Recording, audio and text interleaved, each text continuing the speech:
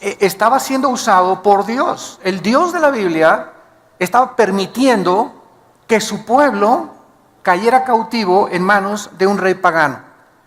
Así como nosotros en el siglo XXI, cuando nosotros nos rebelamos a Dios, cuando rechazamos sus leyes, caemos en la cautividad otra vez del pecado, de la idolatría, de la ignorancia, de los amigos que corrompen nuestro carácter, las malas amistades, etcétera, etcétera.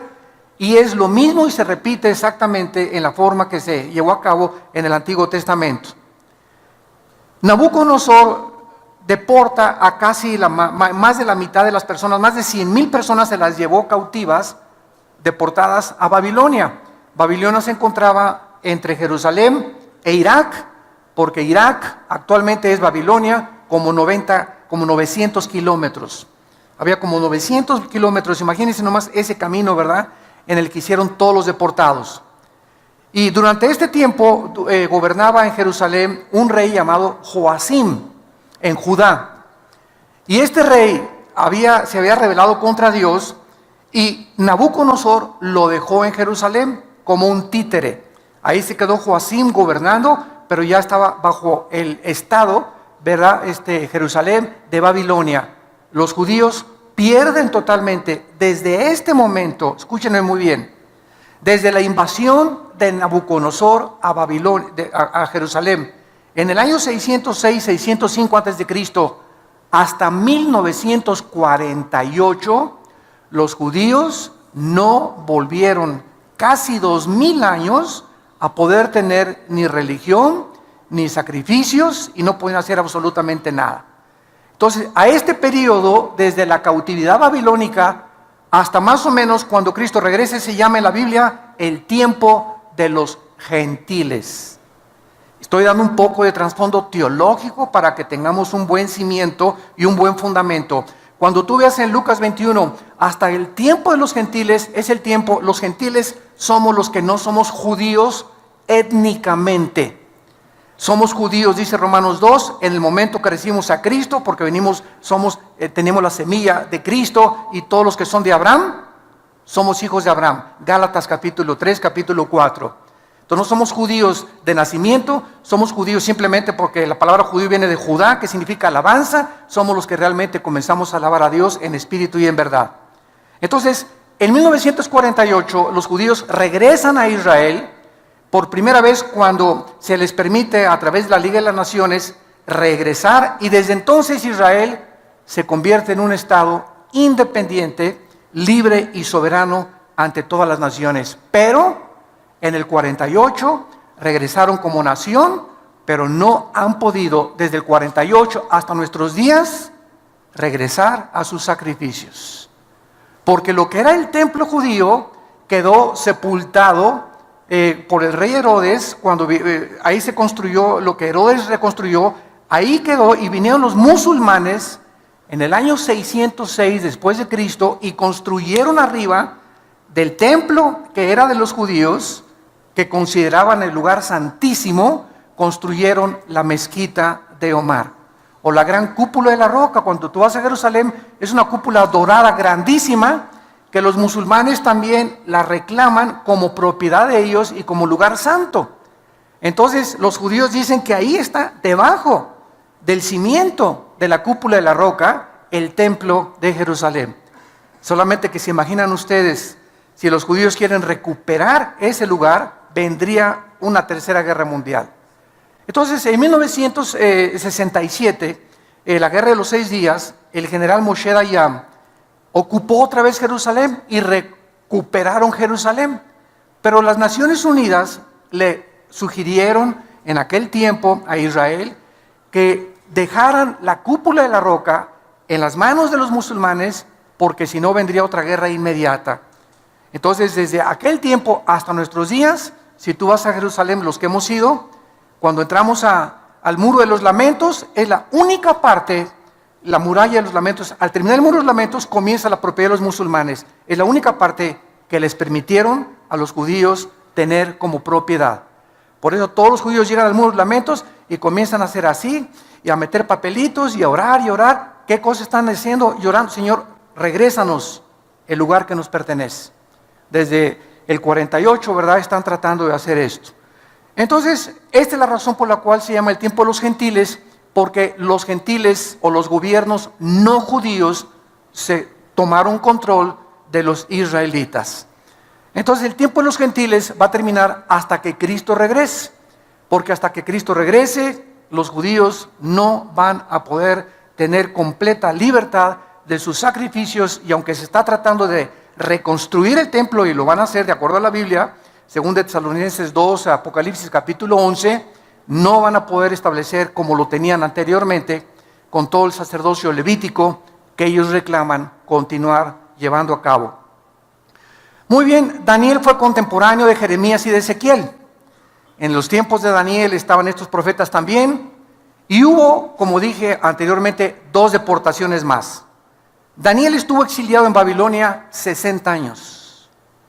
60 años se aventó Daniel en Babilonia.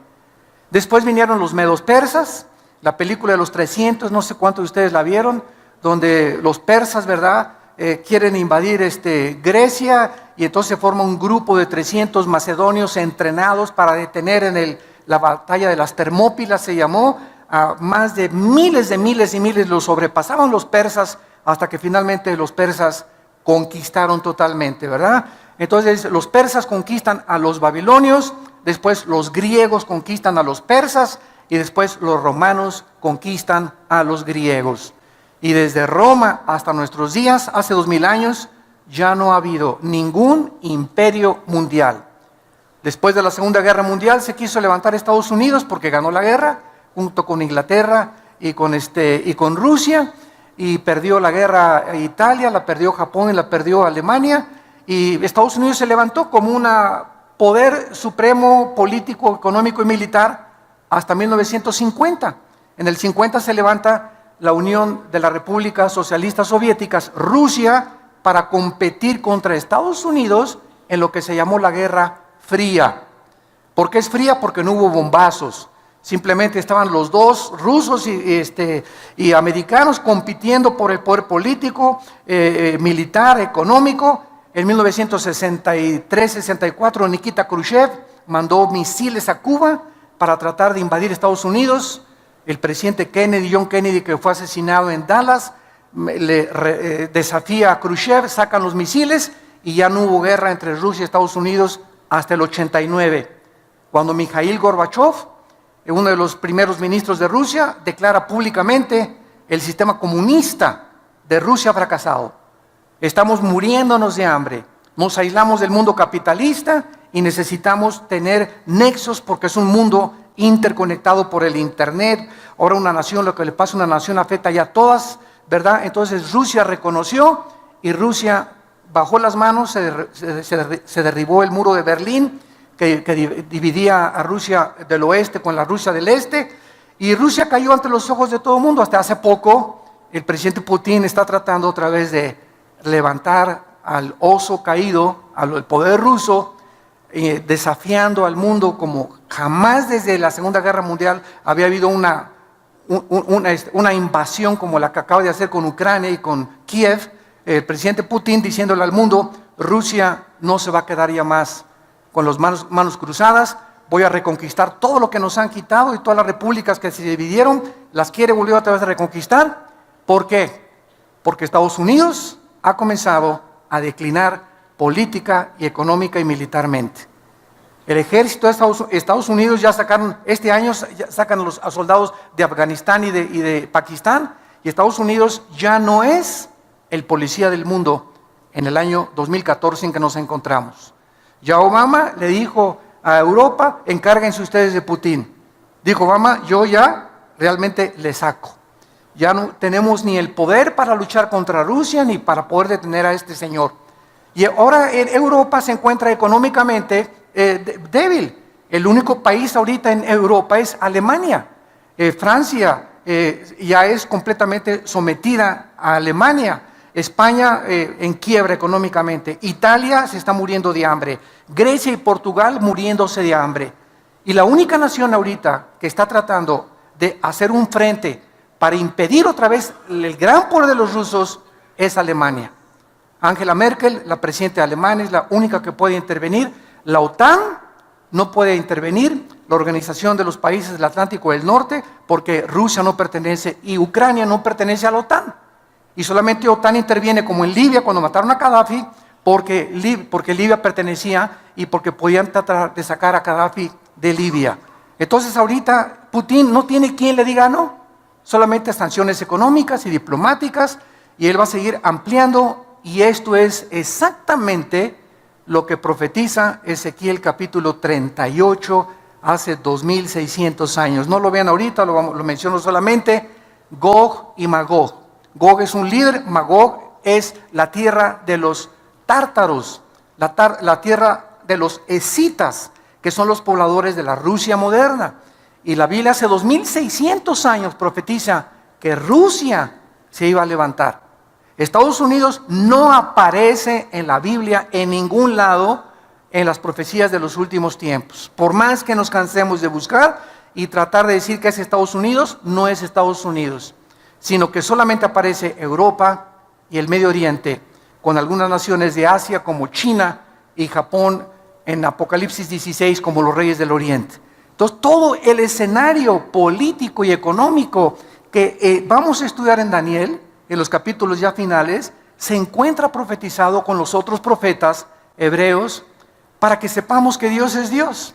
Miren lo que dice, por ejemplo, en Isaías 44, Dios a través de su profeta, Isaías 44, versículo 7. Esto fue escrito hace 2750 años.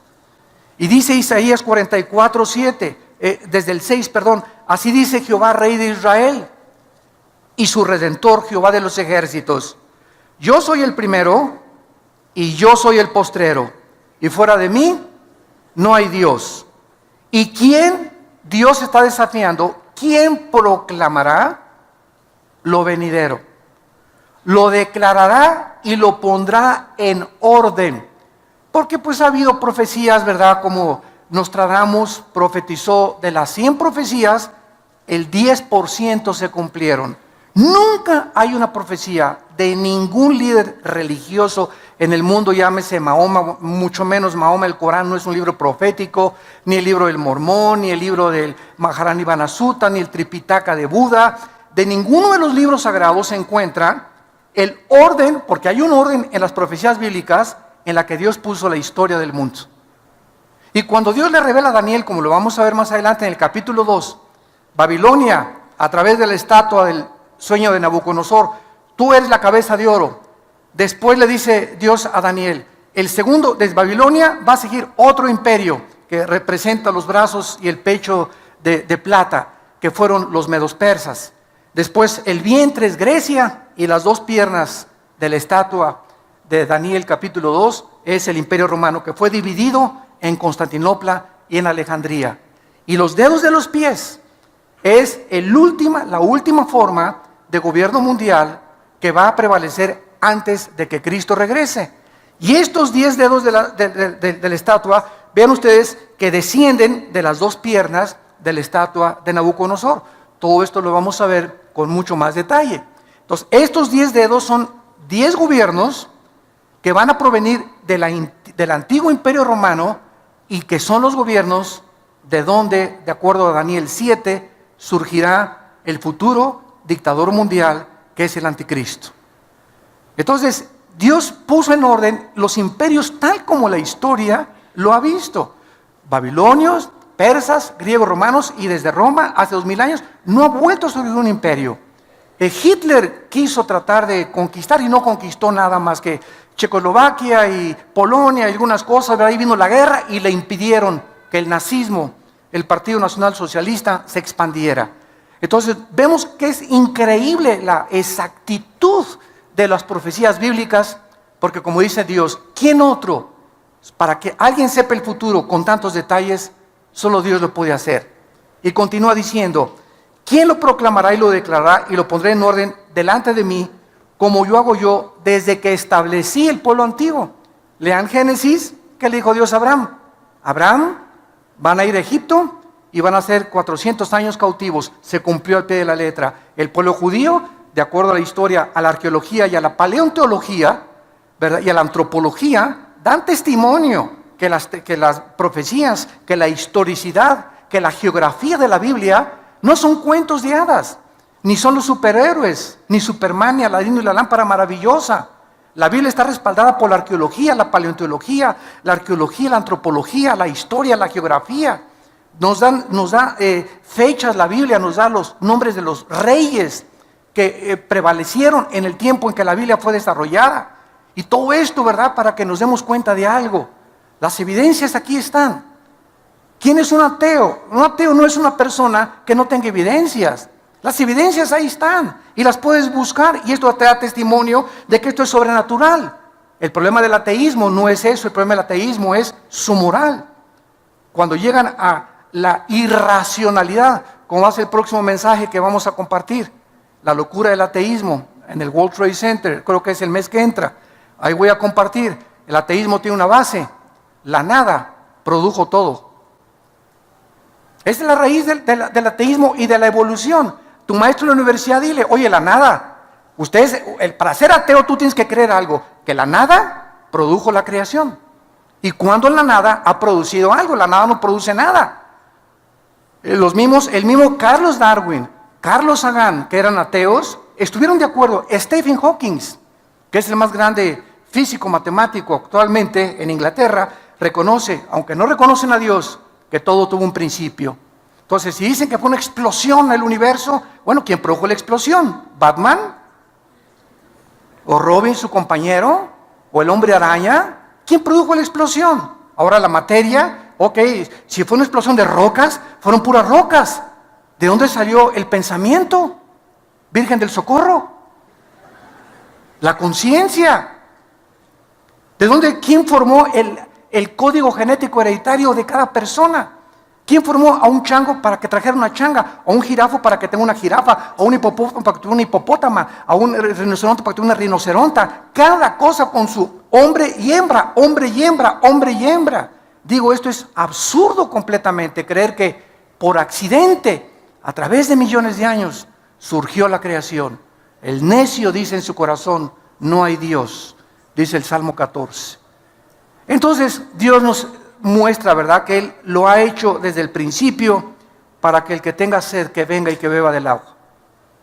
Si tú estás cansado de tu ateísmo, de tu vida de amargura, de desorientación, de confusión, de crítica, el odio que traes en tu corazón que el mundo nos ha producido, de tantas desilusiones, traiciones, tanta hipocresía que nos rodea, vengan a Cristo. Ven a Jesús y ve en esa cruz lo que Dios dice en la Biblia, que Él te ama, que Él dio su vida por nosotros y que solo Él puede sanarnos las heridas que el mundo nos ha hecho, nuestra familia, nuestros amigos cercanos, y que nos va a seguir haciendo. Estamos en un mundo de sufrimiento donde Dios ha dado la libertad a los seres humanos para que podamos hacer el daño que nos hemos hecho. Si Dios restringiera la libertad e impidiera que esa bala matara a ese niño, y que ese camión que se echó en reversa atropellara a esa niña, y que el tsunami no matara tantas cosas, si Dios interviniera para detener el mal, entonces ya no habría libertad ni libre albedrío. Entonces no es Dios, ¿verdad?, el de las tormentas, estas cosas. Somos nosotros lo que nos hemos hecho los unos a los otros, para darnos cuenta que el diagnóstico que la Biblia tiene acerca de la raza humana es el diagnóstico que la experiencia, la psicología y las terapias de todas las formas que hemos tratado de arreglar esto, es la verdad. El ser humano es un ser humano caído, pecador, sin esperanza, sin luz, más que la que Cristo le pueda proporcionar. Muy bien, vamos a ver a continuación que esta profecía en Jeremías capítulo 25, esta profecía fue anunciada por Jeremías de que los babilonios iban a entrar a Jerusalén y por la rebelión del pueblo de Dios iban a ser cautivos. Dice Jeremías 25, versículo 8: por tanto, así ha dicho Jehová de los ejércitos, por cuanto no habéis oído mis palabras. Siempre el juicio y la disciplina viene por eso, cuando no queremos hacer caso a la palabra de Dios. Todo el sufrimiento que tú tienes en tu vida, la pobreza que estás experimentando, la rebelión que estás experimentando, la falta de poder avanzar en la vida, tiene una raíz espiritual. Y es siempre estás en rebelión contra las leyes de Dios. Dice la Biblia, ¿quién se puede endurecer contra Dios y que le vaya bien? A nadie. He aquí enviaré y tomaré a todas las tribus del norte, versículo 9, dice Jehová, y a Nabucodonosor, ahí está, rey de Babilonia, mi siervo, y los traeré contra esta tierra y contra sus moradores y contra todas estas naciones en derredor, y los destruiré y los pondré por escarnio y por burla y en desolación perpetua. Y haré que desaparezca de entre ellos la voz de gozo, la voz de alegría, la voz de desposado, la voz de desposada, ruido de molino y luz de lámpara.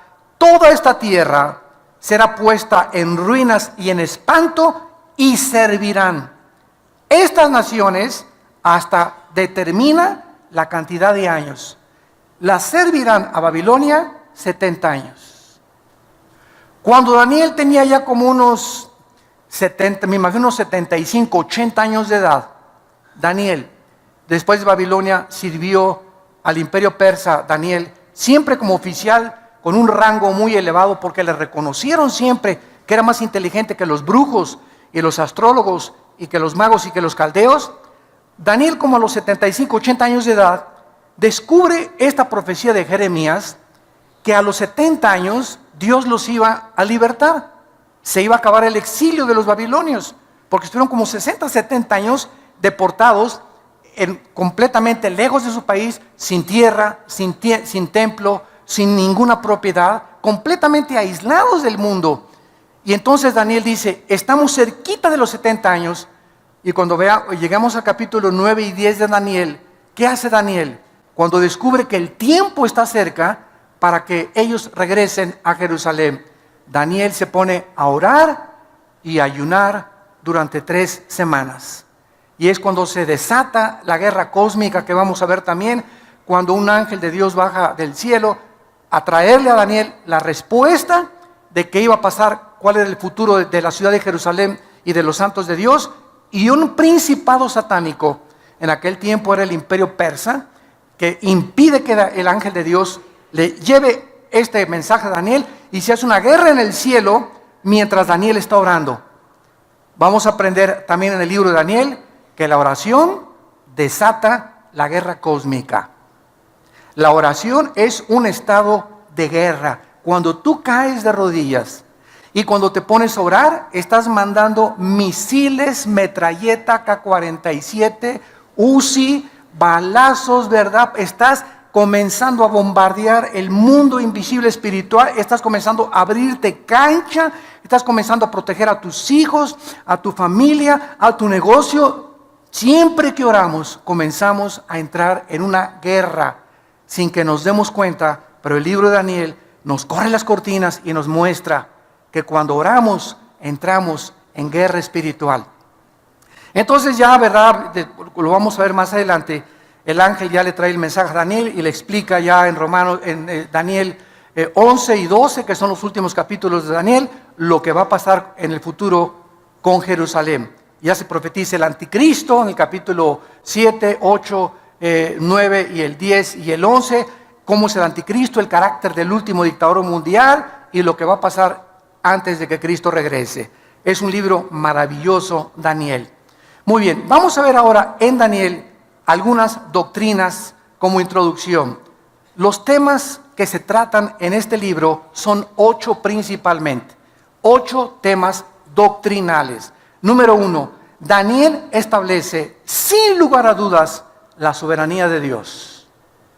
Dios es soberano. En este libro se afirma el gobierno supremo, absoluto y poder de Dios sobre todos los gobiernos humanos.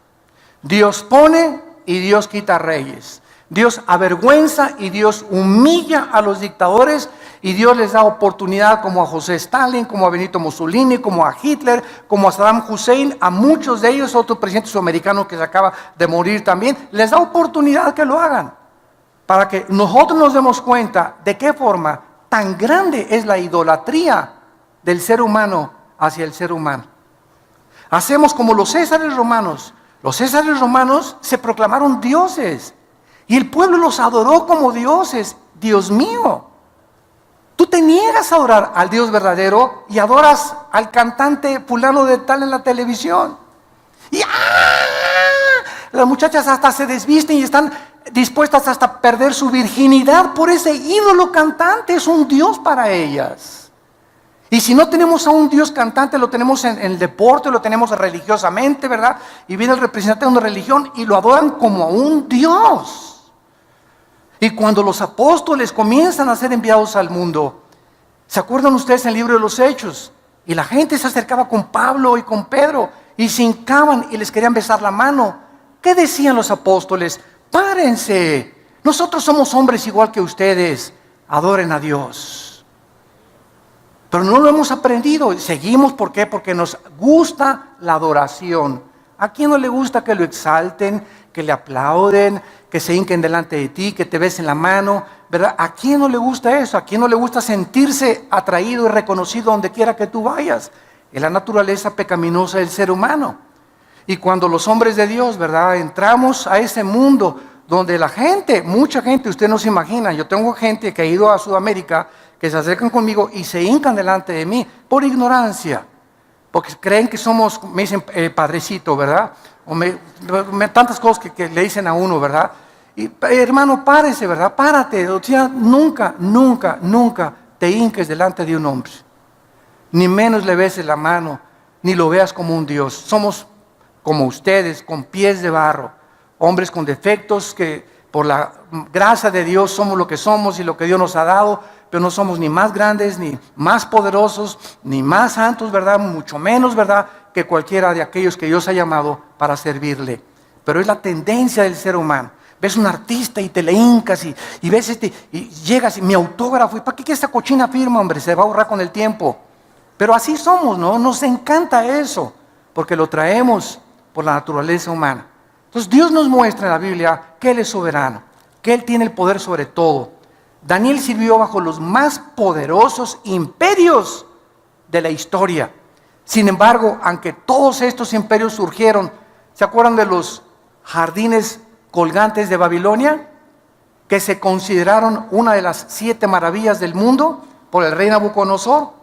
Cuando Saddam Hussein, en 1985-86, mandó un premio de $5 millones para que algún ingeniero con experiencia en la agronomía y en la cuestión hidráulica pudiera reconstruir los jardines colgantes de Babilonia. Ninguno pudo con la tecnología del siglo XXI, pero se consideraron una de las 7 maravillas del mundo. Fueron imperios. Las murallas de Babilonia eran impresionantes, 40, 50 metros de alto, como 10, 15 metros de ancho, y era una cosa, bueno, todavía con Saddam Hussein en la ciudad de Silá, que está cerca de Bagdad, está todavía los restos. Ahorita, cuando llegaron los norteamericanos con los ingleses y los franceses a sacar a Saddam Hussein, entraron y se sentaron en el palacio donde se sentó el rey Nabucodonosor. Las paredes todavía ruinas, ¿verdad?, de las cosas arqueológicas, la diosa de Ishtar que adoraban y todo el paganismo y una magnificencia impresionante. Sin embargo, el Dios de la Biblia no cambia. El hombre surge y el hombre cae. Los presidentes surgen y mueren. Los sabios surgen y mueren. Las naciones surgen y se derrumban, pero Dios no cambia. Él es el mismo ayer, hoy y por los siglos. Cuando nosotros lo servimos, sabemos que servimos al Dios de la Biblia.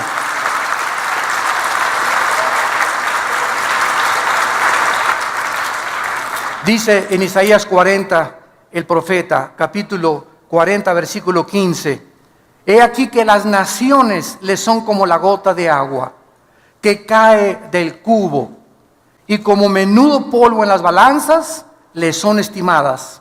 He aquí que hace desaparecer las islas como polvo.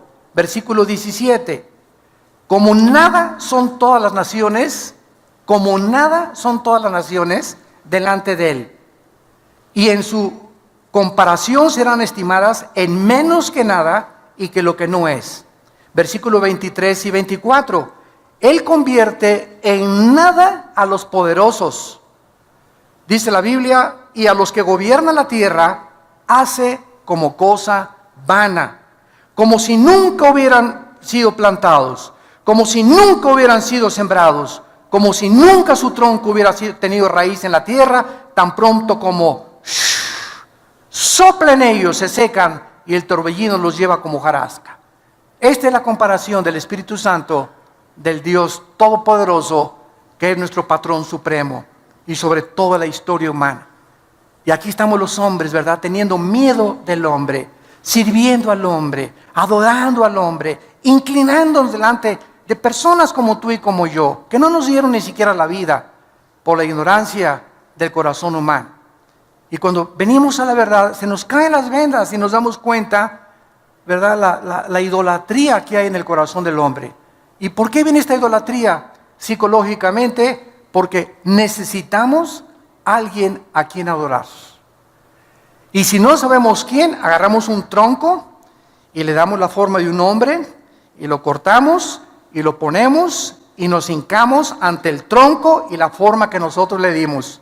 O agarramos yeso y cemento y hacemos una virgen o hacemos un hombre, y ya que hicimos el yeso y el cemento, nos hincamos ante la obra de nuestras manos. Y esta es la historia del ser humano, ¿verdad? Tenemos, si no a lunas, o si nos vamos a Teotihuacán, bueno, se van, yo no, ¿verdad? Anda a Teotihuacán y el Dios Sol, ¿verdad? Energía. Y hay todos de blanco recibiendo la energía de Dios, o adoramos la astrología. Dice que si eres Géminis no te lleves con Capricornio, y si eres esto no te lleves con aquello, porque los astros, mi horóscopo dice que hoy no compre, hoy no compro. Porque son los que me dirigen la vida y los que dirigen el destino y la conducta humana. Y verdad, los astros solamente dirigen, como la luna, las mareas de los océanos, por la fuerza de gravitación. Pero no tiene nada que ver, ¿verdad? La luna no tiene corazón, no tiene espíritu. Un ídolo no tiene espíritu, no camina, no se mueve, no habla. Son personas, ¿verdad? Imaginarias que nosotros hemos creado en nuestro corazón. Porque Dios puso, Eclesiastés 3:11, la eternidad en el corazón. Traemos la eternidad. Entonces fuimos creados para adorar a alguien. Cuando Pablo llegó en Hechos 17 a Grecia, ahí estaban los discípulos de los estoicos y los epicúreos, de un filósofo llamado Zenón. Y Pablo les dice a los griegos: cuando entré al areópago, vi una grande estatua que decía: al Dios desconocido, al que ustedes adoran sin conocerle, les vengo a anunciar. Los griegos fue una civilización en el tiempo de la filosofía de oro, 150 o 200 años antes de Cristo, que buscaban la verdad. ¿Qué es la verdad detrás de todas las cosas? ¿Qué es el sentido común? ¿Qué es la razón? ¿Cuándo somos racionales y cuándo somos irracionales, los que nos llamamos racionales? Entonces, ellos no conocían a Dios, creían en Dios. Pienso, luego existo, existo, luego vivo, vivo tiene que haber una causa. Esta causa no puede estar dentro de mí. Así concluyó Platón, esta causa tiene que ser alguien fuera de mí. Le llamamos la fuerza, el poder, como le quieras llamar, pero está fuera de nosotros. Concluyeron, hay un Dios. Los filósofos griegos no eran ateos, pero adoraban a alguien sin conocerle. Y esta es la razón por la cual la Biblia la tenemos en nuestras manos. La Biblia nos revela el Dios vivo y verdadero. Y por eso seguirá siendo el tema más controvertido, el libro más atacado, más burlado, y donde vamos a encontrar la única verdad absoluta que nos rodea en la corta vida que Dios nos ha dado. Vemos en segundo lugar el tema de la pecaminosidad y la arrogancia del ser humano en el libro de Daniel. Vemos la pecaminosidad y el orgullo tan grande, el tamaño de la Torre de Babel que tienen los gobernantes, principalmente los artistas, deportistas y tal vez hasta tu suegra, ¿verdad? O tu esposo, o tu esposa, o muchachos. Hace poco que prediqué en la iglesia del norte, di un mensaje sobre las evidencias tremendas de la existencia de Dios. Llegó una muchacha como de 19 años, al acabar el mensaje se acercó y me dice: ¿usted cree que sabe todo, verdad? Me dice, no, para nada. Me dice, lo que usted dice, la primera y la segunda ley de las termodinámicas es una aberración. Le dije, sí, ¿por qué? ¿Qué dice la primera y la segunda ley de la termodinámica? Y me dice, no, Chepo, me dijo mi maestro, Le dijo, bueno, mira, cuando quieras discutir algo, ven una muchacha de 19 años, pero con una arrogancia. O sea, le dije, mira, si tú quieres aprender, ven y dime, no entendí esto, explíquemelo, por favor, con mucho gusto. Pero traes un orgullo, le dije, a tu edad, que si no tienes ni el conocimiento y te pones al brinco, ¿verdad? Es como si yo llego con Einstein y le digo, señor Einstein, no entiendo su fórmula E igual a mc al cuadrado, es usted un loco. Pues me va a decir, Einstein, estás más loco porque no sabes ni lo que estás diciendo. Pero lo vemos en los niños, lo vemos en los jóvenes, lo vemos en los profesionistas, lo vemos en cualquier nivel. Somos bien orgullosos. Los hombres, que mi esposa no me diga nada porque, acuérdate que soy Juan Camaney. Y tú que me tienes que decir, ¿verdad? Métase, póngase a lavar la ropa y cállese y ahí se acuesta. Y ahí me espera cuando llegue la noche, le caigo con el salto del tigre. Y así somos, ¿verdad? Bueno, los cristianos éramos arrogantes, déspotas, tratando a la esposa como si nada, los ricos humillando a los pobres, aprovechándose de los pobres, los tribunales y los magistrados demandando al que no tiene dinero, los presidentes, lo último que les interesa es el pueblo, ¿verdad? La mayoría, no todos, tratando de oprimir más, llevarse lo que se pueda llevar. Y esa es la historia del ser humano. El pecado es lo que ha hecho esta arrogancia contra el Dios del cielo. En tercer lugar, vamos a ver la guerra espiritual cósmica, que ya vimos hace unos momentos, en la que descubrimos que nos encontramos en un mundo invisible espiritual, donde hay poderes malignos espirituales, que les llaman fantasmas, ánimas en pena, en Guanajuato les llaman, espíritus, ¿verdad? Y el mundo sigue cuando la ciencia no puede penetrar lo sobrenatural. No hay explicaciones, no me pasa en la televisión, pues aquí se hizo un espiritismo, dice que estaba endemoniado, y están viendo que hay una muchacha revolcándose y que se hace la cara así como desatornillador y los ojos chuecos se le vuelven para otros lados, pues dice que está endemoniada, pues si no está endemoniada, ¿qué es?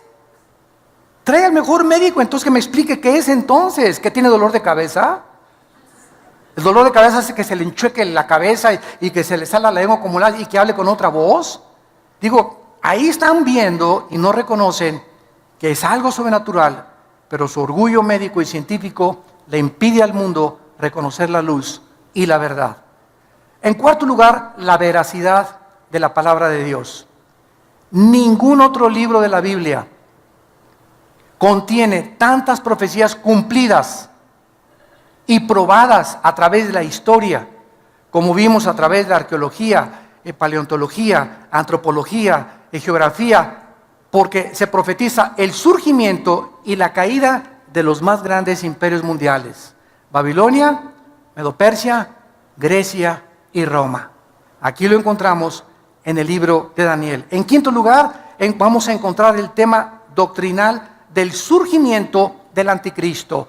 El libro de Daniel es el único libro de toda la Biblia que nos enseña de dónde surgirá el anticristo. Entonces, no especules que es Juan Carlos de España, o que el Papa es el anticristo, eso no puede ser, o que es el príncipe Juan Carlos, o que es fulano de tal, o que era Gorbachov, que porque tenía aquí el 666 pintado en una tatuaje o una mancha que tenía, y porque su nombre coordina y traducido al hebreo es el 666, son puras especulaciones. No vamos a saber quién es el anticristo hasta que se formen 10 naciones. 5 de Europa y 5 del Medio Oriente. Oigamos que hay un tratado entre el Medio Oriente y Europa. Qué interesante que Estados Unidos ya se salió de la ecuación, tal como la Biblia lo profetizó. Ni Rusia ni Estados Unidos ocuparían la supremacía militar y política antes de que Cristo regresara. El poder recaería antes de que Cristo regrese, no en una nación, en 10 naciones, simbolizada por los dedos de los pies de la estatua de Nabucodonosor. Y de esas 10 naciones, ya que se une el Medio Oriente con Europa para tratar de frenar la invasión que se profetiza en Ezequiel 38 de Rusia contra Israel, entonces ya que se formen estas 10 naciones, que van a surgir 5 de Europa y 5 del Medio Oriente, entonces de entre esas 10 naciones, Daniel 7, va a surgir, le llaman un cuerno pequeño, que es el anticristo. El anticristo va a derribar a 3 de esas naciones.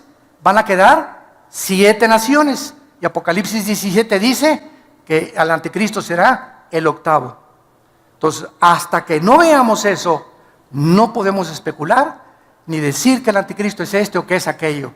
Todavía no llegamos a ese próximo paso, pero el escenario, los jugadores, como decía Dwight Pentecost, un gran teólogo escatólogo, cuando ves que los jugadores, el América y las Chivas, entran al Estadio Azteca, el partido está para comenzar. Cuando veamos los protagonistas, ya está Rusia, ya está Estados Unidos cayendo, Europa está comenzando a surgir, ya están los protagonistas en el campo delante de nosotros, el tiempo es corto. El tiempo es más corto de lo que nosotros nos podemos imaginar. Se menciona que este hombre, el anticristo, será un hombre poseído completamente por Satanás. Aunque no es Satanás el que está dentro de él. El anticristo, dice Apocalipsis 13, el diablo, le va a dar su poder, Y lo que le ofreció a Cristo, el anticristo lo va a aceptar. Lo que Cristo rechazó del diablo, el anticristo lo va a aceptar. El poder, la gloria, la riqueza que el diablo le ofrece a artistas, a deportistas, si te inclinas y adoras a Satanás. Te lo da y te lo cumple, pero recuerda que te viene a cobrar la factura. En sexto lugar, vamos a ver la gran tribulación. Es otro tema de Daniel. Se profetizan 7 años, Daniel capítulo 9, con el título Las 70 semanas de Daniel, que vendrán sobre Israel únicamente. Y la última y más grande persecución de la historia, que Hitler va a ser como Pinocho comparado con el anticristo, para perseguir, matar, torturar a todos los judíos y a los cristianos, cuando el anticristo tome el poder después de los 3 años y medio. En séptimo lugar, se profetiza, y hay el tema de la resurrección de los muertos en Daniel también. Se profetiza que muchos muertos que actualmente creemos que ya les llevamos flores y son huesos, van a volver a vivir. En Daniel 12, versículo 2. Y muchos de los que duermen en el polvo serán levantados, unos para vida eterna y otros para confusión perpetua. Y Cristo lo dijo en Mateo 5, he aquí viene la hora, cuando todos nosotros estamos aquí, tenemos algún día que entrar a la eternidad. Tienes que morir, yo tengo que morir. Pero viene la hora, dijo Jesús, que cuando todos los que estamos muertos vamos a oír. Y si en vida no oíste la voz de Cristo, no la vas a oír cuando estés muerto. Entonces, hay una resurrección de los justos y después, al acabar el milenio, viene la resurrección de los malos, que se llama el juicio del gran trono blanco, Apocalipsis 11, del 12 al 15. Entonces, esta resurrección también se trata en Daniel. Y en octavo y final lugar, el triunfo final de Cristo y su reino. Una vez una persona me dijo, Dios es todopoderoso, ¿sí? Y si Dios es todopoderoso, ¿por qué no acaba con el diablo? Y le contesté, dele gracias a Dios, porque comenzaría con usted. El mundo tiene cantidad de incógnitas y las seguimos teniendo. Porque como le dije una vez a un estudiante de un seminario en Guatemala, el día que alguien tenga las respuestas a todas las incógnitas que existen, ya no necesitaríamos a Dios. ¿Por qué seríamos dioses? Entonces Dios es el único, omnisciente, que conoce todo. Nosotros, dice Corintios 13, vemos como por un velo todavía. Y lo que sabemos, dice Corintios 8, no lo sabemos como lo deberíamos de saber. Especulamos y teorizamos, hipotetizamos y pensamos esto y el otro. Los griegos, los filósofos, los ateos del siglo XX, Bertrand Russell, Carlos Darwin, pues puedo que creo, que sí, que arranca, que no arranca, ¿verdad? Y todo se queda así, pero no hay verdades absolutas, absolutamente, en ninguna conclusión lógica, filosófica del ser humano, porque no somos dioses. Pero venimos a la Biblia y comenzamos a encontrar respuestas. Pero hay una condición para que tú puedas conocer la verdad: querer hacer la voluntad de Dios. Dijo Cristo, si alguien quiere conocer la verdad, haga mi voluntad. Cuando tú comienzas a someterte a Dios, a sus leyes, a tratar a tu esposa como una reina, a darles buen ejemplo a tus hijos, a pagar tus impuestos, a pagar tu diezmo, no pagar porque tiene que nacer el corazón, ¿verdad? No es un pago, perdón, pero a comenzar a darle a Dios lo que Él quiere que le demos. Cuando comencemos a hacer, no tenemos deudas, que no nos endrogamos demasiado, que las pagamos, que no queremos perjudicar a nadie, no hablamos mal de nadie. Comenzamos a bendecir a toda la gente, a los que nos persiguen los bendecimos, no guardamos rencor contra nadie. Cuando comienza nuestra vida a ser revolucionada de esta forma, comenzamos a descubrir y a conocer como que se nos amplía la mente, se nos comienzan a caer las vendas y comenzamos a ver la luz. Pero hay un precio para que veas la luz. No vengas y a ver si Dios dice esto, retando y desafiando a Dios. Espérame tantito. Dice Dios, primero deja tu frente, deja todo lo que tienes y veas mi voluntad. Pídele perdón a tu esposa antes que conozcas la teología de la predestinación. ¿Quieres conocer la predestinación y quieres conocer el libre albedrío humano? ¿Quieres saber por qué Dios permite esto y aquello cosas? Dios no es un genio de la lámpara Aladino para satisfacer tu vacío intelectual. Dios quiere que primero estés dispuesto a seguirlo para que Él te premie y te recompense con la luz y la verdad de su santa palabra. Oremos. Padre, te damos gracias por tu palabra en esta mañana.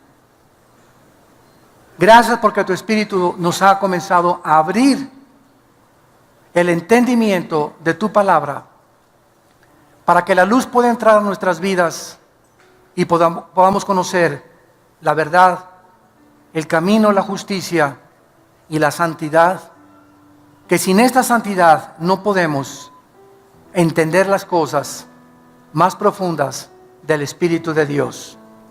Te damos gracias porque el Espíritu es el que nos enseña estas cosas. Para eso nos lo diste. Y es un espíritu de poder, de amor y dominio propio. No es un espíritu de cobardía. En esta mañana, dile a Dios, Señor, yo reprendo de mi vida todo espíritu de angustia que traigo, echando toda mi ansiedad sobre de ti. El problema de mis hijos, el problema de mis padres, el problema de mi futuro no está en mis manos.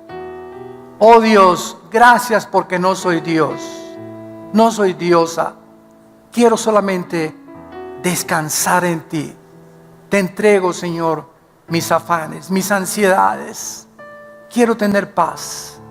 Te pido, Señor, que todo espíritu que hay en mí de temor se vaya, Señor, y yo pueda saber que si te tengo temor a ti, no tengo tener temor de ni enfermedades, ni del futuro, ni económicos, porque tú eres mi pastor, nada me faltará jamás.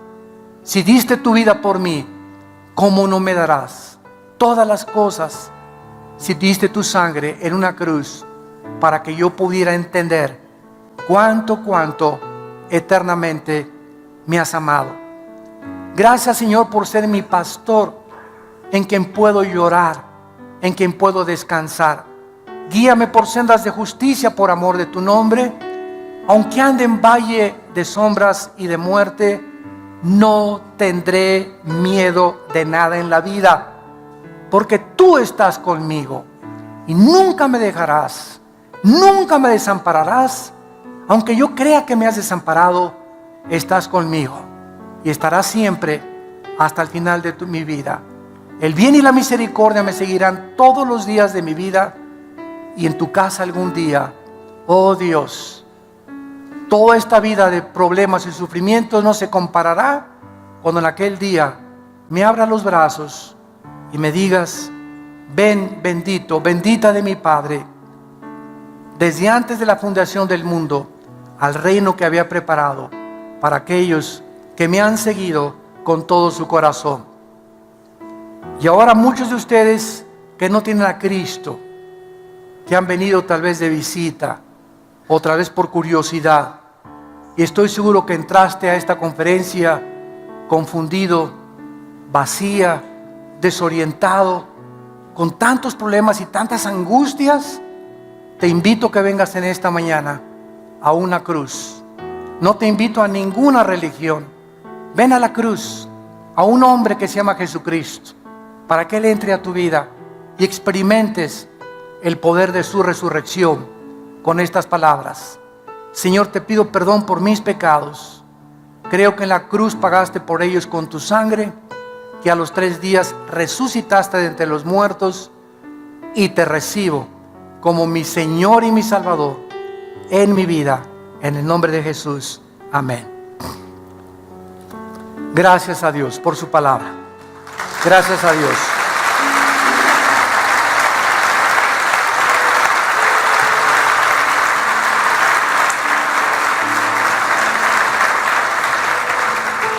Y así como muchos de ustedes, muchos de nosotros que tenemos la carga de compartirles esta palabra, también venimos cargados. Yo también tengo muchas cargas en mi vida, cosas, ¿verdad? Que ansiedades, la familia, los hijos, el ministerio, el país, todo esto nos agobia y necesitamos venir todos los días a la cruz. De la palabra sacar esa fuerza que nadie nos puede dar, ni las pastillas tranquilizantes, ni el psiquiatra, ni mi comadre, ni la doctora Corazón, ni Walter Mercado, ni nadie. Solo Dios en su palabra me puede seguir sosteniendo para que lleguemos con gozo al final de nuestra carrera. Nos ponemos de pie para recibir la bendición pastoral. Los que gusten pueden extender su mano hacia acá en señal que reciben esta bendición. Dios bendiga tu vida y te guarde y te dé paz. Dios bendiga a tu esposa y a tu esposo, tu matrimonio y a tus hijos.